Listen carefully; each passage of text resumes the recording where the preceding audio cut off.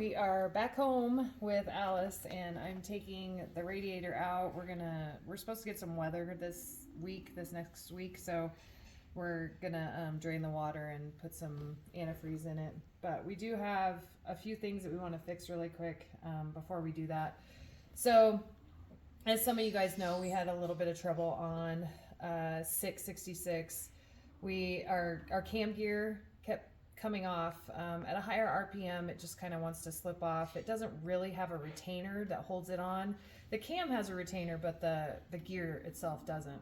So we're kind of adjusting for that because this motor really isn't made for that sort of performance. So we're adjusting a few things, and we're going to go through all of that. We'll show you guys what we come up with to fix the issue. But in the meantime, we're going to get it ready for winter because unfortunately that's coming. So I'm taking the radiator out, and Brian is here with me. So we're going to kind of go through some stuff, how we did on 666 and the sort of the things that we want to change on this. And we're going to get ready for next year. We're looking to try to get to some more drag-in drives next year, and we'd like to do a couple more. So that's kind of where we're at. Yeah, so the 666 event was just 8th mile. So we don't really have a way to, I mean, you can do it with math to figure out what our ET was. Compare it to previous stuff. But so previously at a quarter mile at our local track up in Colorado, your best times were... I think my best time was a 18 maybe. Yeah, 13:10-ish. Keep in mind that the altitude's a little bit different, but in Roswell we were pretty close to the same altitude, so not much different there. Yeah, but at Roswell you knew everything was hurt and you were taking it easy. We were taking it easy. Plus I did have a little bit of trouble with my line lock, so I didn't really get a good burnout or anything. So yeah, we were fighting some electrical issues that we didn't really have time to chase down. Yeah. I mean, but those electrical issues weren't keeping the car from running. No. The line lock wouldn't let her do a good burnout, but we're running hard tire, don't need a big burnout. We did figure out some hard tire stuff, which is kind of cool. We're running like a snow tire on this thing. So let's take a look at this snow tire here. So we didn't want to swap back and forth to radials every day, so we just ran the winter tire, which is supposedly a softer tire, as a treaded tire. Yeah, so running that was a little bit different. We were kind of having to try to figure out how. So in Ozark, we had a little bit of trouble because we couldn't hook up to the track. So then we figured out that we needed to take some air out of the tires. So that helped a bunch. We went running on the interstate. We're running 35. We brought them down to 25, and then obviously when we get back on the road, we bring them back up. So adjusting the suspension also helped. So doing all of that stuff helped getting hook on the track. So anyway, just a couple things that we were trying to figure out. What new with this car. I mean, this car's new to us this year anyway. And with it on radials on a prep track, we could basically turn the boost on. Right from the hit, we were hitting it with all of our boost. And now on this hard tire, what we were having to do was to delay the boost and push the boost curve out about 1.5 seconds before it got all, which we're running about 12 pounds of boost at the max. We just had to delay that to where it wouldn't come in right at the hit. So with the Holley Terminator X and these MAC valves, one of them puts pressure on top of the wastegate and one puts pressure to the bottom of the wastegate. So you can basically, the spring that's in the wastegate is the minimum you can make, which we're running a 4-pound spring. But with these MAC valves, you can balance it by using it uses the compressor or the turbo. So you're using the boost pressure as your supply, and the Mac valves will, with the information you give into the Holley, it will put the pressure to the top of the wastegate, which will hold it closed, as in more spring, or it'll balance it to the bottom so that it relieves the pressure and vents the boost, or the exhaust pressure, I guess, is what it doesn't really affect the boost other than the back pressure spinning the turbo. So you're controlling the amount of back pressure on the turbo to determine how much positive pressure you get on the compressor side. So it is a bit of a balancing act, and it's not linear. It doesn't go 1-to-1. You can't just ask for 12 pounds and get 12 pounds.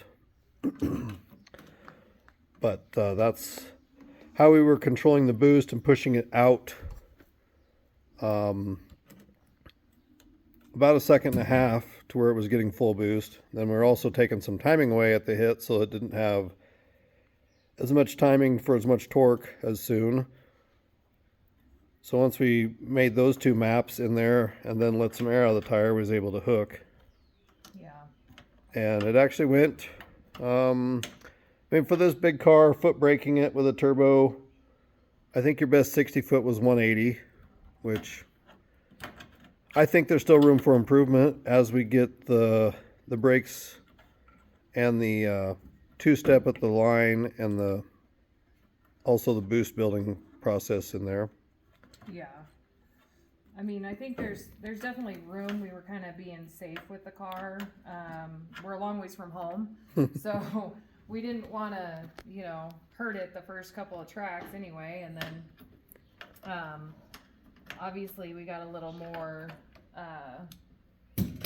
We got after it a little bit more later in the week, but then we were figuring out that we had some issues going on with with this cover and with our gear. So once we kind of figured that out, we went a little bit lighter with it, and we had to do this process 4 times. So we have to take the radiator out, the fan out,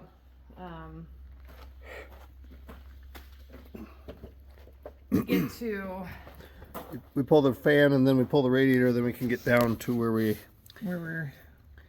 here. We didn't have to, I don't think we had to pull the balancer the last time though. No, we kind of fudged that a little bit. Yeah.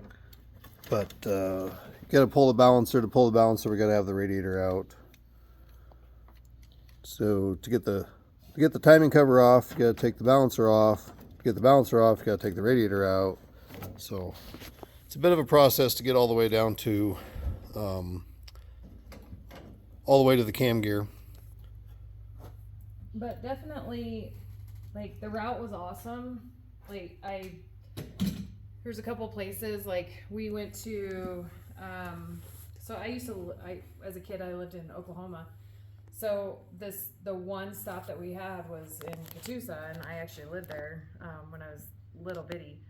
And the checkpoint was the Blue Whale, which is in the middle of a lake. And we used to swim in that lake when I was probably 3 or 4, 5 years old. I don't even remember how old I was. I just remember being at that lake with my family. And I remember the big kids always swinging off the swing inside the whale and jumping into the lake. And the little ones were always going off the little slide so that it was like knee deep to a grasshopper there. But so that was really cool. It like brought back some memories, and my family lives, I have an uncle and cousins that live in Oklahoma, so it was really cool to kind of catch up with them and everything.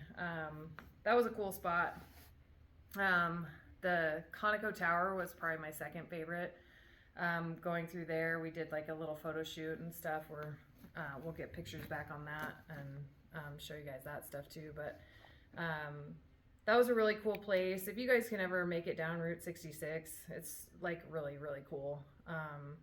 The nostalgia of like the city, the little towns and stuff, it's really cool. They're trying to keep that nostalgia. And well, that Conoco Tower is what the Cars movie is based off of. Right. So their garage and their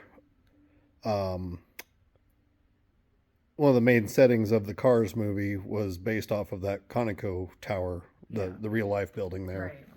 Yeah. And they actually,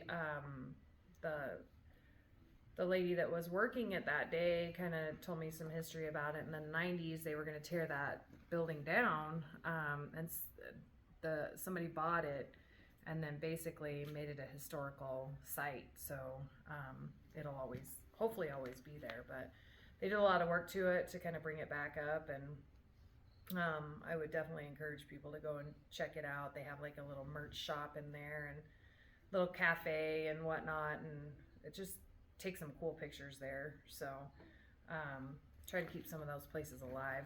But, Yeah, it's a really cool place to put some automotive picture shoots together, and yeah, especially if you've got older cars and whatnot. I mean, then it's like kind of keep that nostalgia going. It's really cool.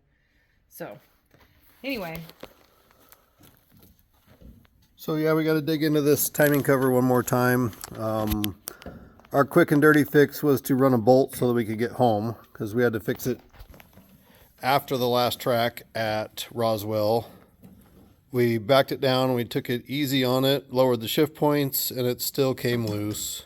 So that was disappointing after we had overnighted a new gear in and then done the repair again for the third time in the hotel parking lot. The gear came loose on us still. Not sure why the new gear came loose. The previous one, the gear was cracked. It was cracked on the back side. When we put it back together the second time, we didn't know that. Well, when we put it back together the first time, we didn't know the gear was cracked. Right. And when we had to do it a second time, we pulled that gear off and looked at it, and that gear had a crack in it, so it had lost the press fit that holds it onto that cam, I guess the front cam journal there. And that was in Albuquerque where it broke the second time. Yeah. When we didn't have any new parts to put in it, and we had to put it back together with the cracked gear, with a halfway sheared Woodruff key and a cracked cover, and we had to drive it 120 miles to get to the... It was like, I was like, so we're like talking in the car, and I'm like, why does it keep doing this? And he goes, I don't want to talk about it. And I'm like, oh crap. And we're like 20 miles from where we need to be, and we made it. And he gets out and he goes, I had like a 30% chance of us getting here. So I mean, on the drive, we don't stress it too hard. It only sees about 2,400, and it was all highway, so there wasn't much stop and go. It was pretty much just drive it down the highway. But we needed that thing to hold together for 120 miles with a cracked gear and a partially. And we're driving through like Albuquerque. So mind you, we have like broken parts in here, and we're driving through Albuquerque, and I don't know if you guys have been to Albuquerque or not, but like it's really it can be a nice town, but the part that we were at was not a place that I wanted to stop. Like By choice or by choice, it was or not by a place force. that I wanted to be. So it was one of those, please make it and don't break down here. Like I said, luckily we did make it and it was all fine, but the next morning obviously we had to change some stuff out and put good parts in it, and Lainey, our daughter, had shipped some stuff to us, and we had Summit overnight us some stuff, and Summit won the race. We had some bets going between which package would get there. We had ordered new parts from Summit, but we needed another timing cover and that stuff, which Summit doesn't stock a timing cover for a 300 Ford for some reason. But we had some at home. Yeah. So we ordered a new timing gear from Summit, and then we ordered, and that was coming on FedEx. And then the parts that we had at home in the shop, our daughter packaged up, and she overnighted, but she used UPS. So So we had parts coming from FedEx and UPS, and then as we were telling the story that morning, we had people placing their bets on if FedEx or UPS would show up first. Yeah. So that's kind of funny. They were actually both pretty close. FedEx won Yeah. by like half an hour, Yeah. but UPS was still way ahead of their schedule from when they said it was going to be there. So even though they came in second, I still consider it a win. Yeah, because they both showed up. And they both showed up. It could have been one of those things where we, we're waiting for the parts that we actually needed, because we needed 2 more covers too. The timing covers that we trashed both the timing covers because we found one when we were in Amarillo, I think. Amarillo, I found an old machine shop that dealt with older engines, and he actually had a timing cover. So we found a timing cover in Amarillo, put it on.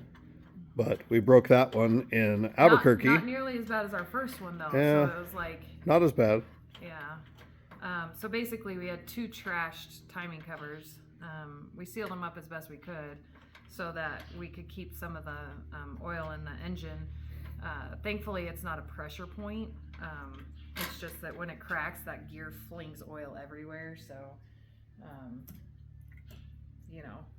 when it cracked, it made a heck of a mess. But yeah, so Lainey, our daughter, sent us a timing cover. We were actually pretty brave, and we made the choice to tear the car apart in the hotel's, like underneath their canopy at the front door. they were nice enough to let us. We talked to them first, and they said that was fine. But we did not have parts to fix it, and we started tearing it apart, waiting on the UPS truck to show up. So, and as we finished getting it apart and ready, when we were ready for the parts, that's when FedEx came around the corner. And Yeah, it was supposed to rain that day, so we were trying to get out of the rain and work on it. So luckily the hotel was... That should come off easy, or is it just bound up now that we moved it? I think it's completely off though. I don't think you can take it out like that. You're gonna have to take the pump off the radiator. I think that with that hose being off, it binds it up a little bit.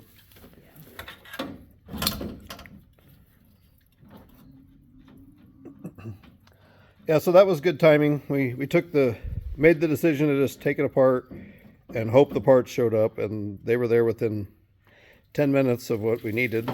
So that worked out really well for us. And then when the parts showed up, we was able to put it back together. And even though we had new parts, we still took it easy in Roswell, just so that because we still had to drive it 600 miles home. So Yeah, so we were trying to take it easy on it. But still finished the race with some dignity that we were still going to make a decent pass. So that was like the thing. Do we just kind of putz down the track and then we make it home? Well, that's not what we do. So we kind of gave her a little bit, we lowered the RPM so that we weren't pulling that gear off as much, or hoping that it would stay in place. Yeah, we moved the shift point down from 6,000 to like 5,200, thinking that might back it down enough. But so I mean, she ripped down there at like 8. I think we like ran 880 something. So it was a respectable pass. Unfortunately, the gear came off again. So we wound up staying in Roswell that night, fixing it. We had another issue where, and we've had this before with this car, the flex plate bolts. There's a lot of harmonics with this engine, and they just rattle out. We did Loctite them in, so we had to pull the transmission down a little bit so that we could get to the flex plate and put the bolts back in, so that we could get home. We did that in a Harbor Freight parking lot, so we had to go buy a transmission jack basically and take the transmission down, fix the flex plate, put it back in, We get it all done. 10 minutes later, it starts raining, and that was like the biggest storm that has come through Roswell in 125 years, I think is I what think they something said. like that. It was crazy. So not cool. It kind of destroyed the town, but Yeah, for us the timing was just enough. We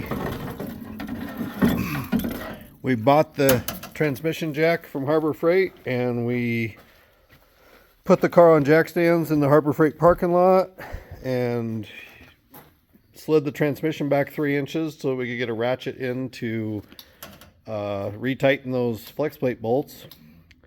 That is honestly the busiest Harbor Freight I've ever seen. We Yeah. had so many people coming over and checking on us and asking us how it was going, and even another sick week guy had stopped in because he needed some parts, so he was checking on us. He had helped us in Amarillo. He gave me a ride to O'Reilly's to get some stuff, and yeah. he's like, "Oh, you guys are still going at it, working on this thing." Like, well, the race is over, but we still got to get home. Yeah. And so that's pretty much the. And then we basically drove home Sunday, pretty much the whole drive. We took the whole drive home Sunday. We decided to go through Raton. I don't have windshield wipers. So we used, Rain-X works really good. So we used Rain-X on the windshield. It was great until the inside of the windshield fogs up, and then it's kind of a problem. But we made it. The car did great through Raton. We had absolutely no trouble getting home after our repairs. But now we have a few things that we want to fix on her, and then she's solid, and we're just gonna keep her together like this. So there's a couple of events that we want to try to do this winter with her. So we're gonna put some antifreeze in and go to those events this winter a little bit, but it's just like some driving stuff. So no racing or anything. But yeah, we made it home, and it's awesome. We're finding out some things that we want to change performance-wise for this engine here. So I think we're kind of getting things figured out. Foxrod Racing has helped us a ton. Senef Transmission, huge supporter. Like he allowed me to come into his shop on a Saturday. I wanted to see what the inside of the transmission looked like, and basically how it went together. And he walked me through the whole thing, and I got to put it together. So we didn't have any trouble with the transmission at all. So that means that he's a good teacher, and he taught me well, and we put it together great. So yeah, Senef Transmission has helped a lot. Foxrod Racing, Driven Racing Oil. When we were there, so when we start this thing up and we get the cam and the lifters, and we do the the break-in on the cam, we use Driven Oil. So Jeff Van Horn over at US Automotive kind of put us onto the Driven Racing Oil so that we could break in the cam. So the Driven break-in oil has all of the zinc and the moly formulated into it, and it's Bill at Driven explained it all like the science way, but basically the moly and the zinc that's included in the Driven oil is formulated to match with it, and it stays suspended in the oil. Whereas if you take a over-the-counter oil and add zinc and moly to it, it may or may not be compatible. It may not even really mix well. I mean, it's better than nothing, but it's not as suspended and I guess integrated into the oil as if it's formulated to work with it. So that Driven oil has it where it's balanced and formulated to work. Yeah. So we started running it. I think we ran it in. Well, we had just had VR1, Yeah. like we use Valvoline VR1 2050. So it's a high zinc oil for hot rod stuff. Yeah. And then we talked with Driven at Amarillo, and he explained the difference in the oil, and we decided to switch to it and give it a try. Yeah. So in the staging lanes at Amarillo, would be your first pass. Just after you put the driven oil in, our photographer comes up to you and tells you what story. He tells me this story that like they started using the driven oil and then they had like several engines like blow up. And I'm like, that's not cool. Like that's not a good story. So he's like, but they were on their last leg, it's no big deal. The engines were already wasted. Yeah. But they then were trying to blow them up. So and they were trying to get as much life as they could out of them when they were already used up, and they switched to the driven. But yeah, I guess they weren't trying, maybe not trying to blow them up, but they were pretty used up anyway. So he's telling me this story, and then I go down the track, and that's when the gear comes off of my cam for the first time and oils the track, yes, because it's basically, I'm not losing oil pressure, it's just flinging. It's like a bloody mouth. Like it looks worse than it is. So it's like spraying oil out. I don't know it because I've got great oil pressure. But in the meantime, they're having to clean up my mess on the track because I've busted the timing cover, and the gear is in there just sloshing the oil out of it. Just kind of a funny story about the driven oil had nothing to do with the problem, obviously. But I will say that performance-wise, I can feel this engine does perform better. It's really, because I know it so well, because I've pretty much touched every piece that has gone into this car. Just driving it, I can just tell the performance-wise with the driven oil, it just is happier. So I'm kind of excited to see what we can do with it when everything is put together like it needs to be performance-wise, and the engine is happy, and we don't have any problems. And the oil that we're using is the GP1. Yeah. It's a high-zinc oil, and it's we're still using the 2050 weight. And it's good for flat tappets because it has the zinc in there and the moly, and it's not good for newer cars that still have full exhaust and catalytic converters. Like the extra zinc and moly will plug up or ruin a cat. So these old hot rods with no exhaust controls on it, it's fine, but I would not put it in a new car. They have other oils for that, just not the GP1. Yeah. It's for old cars, flat tappets, race engine type stuff. If you're still doing daily driver stuff, they have good oil for that too. It's just not the GP1. Yeah. So, yeah, Bill over there is like super knowledgeable. Obviously, he does the chemistry on it, knows all about the oil, so he can tell you anything. Super easy people to talk to. So definitely recommend that oil for performance engines for sure. So happy we got to meet them. While we were there on the trip, we got to meet some really cool people. Tom and Julie, they were amazing. They were like checking in on us because they knew we were having trouble. They were just spectators they were in the sick ward. But amazing human beings. They definitely hold a special place in my heart. They checked on us. They ran and got us parts when we needed it. They were just awesome. There were several people there that kind of checked on us and made sure that we were doing all right. We got to meet Bob in Wichita, so that was cool. And Dalen Cox. Yeah. He was in sick ward, and he checked on us a lot too, so that was cool.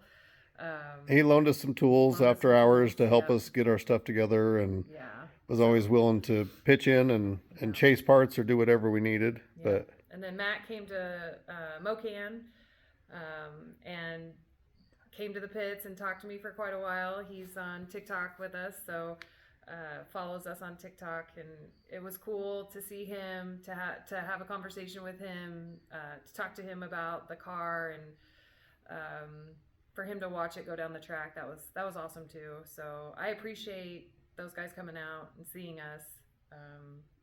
So it was a great trip, and I'm ready to do it again. I'm kind of sad that we don't have another one coming up, but we're trying to figure out which ones we want to do for next year, and I think we've got a couple in mind for sure. Midsummer, we're kind of debating on what we're going to do. But definitely spring. We might be going back to Oklahoma. And then in the fall, we're looking to either do Michigan or Nashville. So definitely get on Sick the Mag for his events there. Tom Bailey puts on a killer drag and drive. So everything was put together awesome. The event went smoothly. It was super laid back and fun. His checkpoints were awesome. Checkpoints were amazing. He puts a lot of work into research. Luke and Tom, they drove the route personally. They checked out a bunch of these points of interest, and they found some really cool checkpoints. We missed a few of them because we were driving at night. Cadillac Ranch. I mean, we went, but we couldn't really get in there. The gates were locked, but of course we had to take a picture in front of a locked gate. But, sure. Yeah, this event gives you checkpoints where you have to stop and take a picture. Right. It's just, we took a picture of Cadillac Ranch's sign and dumpster where the cars are out in the field with no lights. There's not much to see at night. So fortunately, that one was somewhat less than thrilling at 10 o'clock at night, but... Yeah, Derek, the announcer, he came and checked on us. His announcing is awesome. I love listening to him announce. So he does a little write-up so that he can kind of keep spectators up to date on what's going on. So he puts that on Facebook. So if you're like with Sick the Mag, you can kind of see those updates and stuff for any of the drag and drive stuff that they're doing.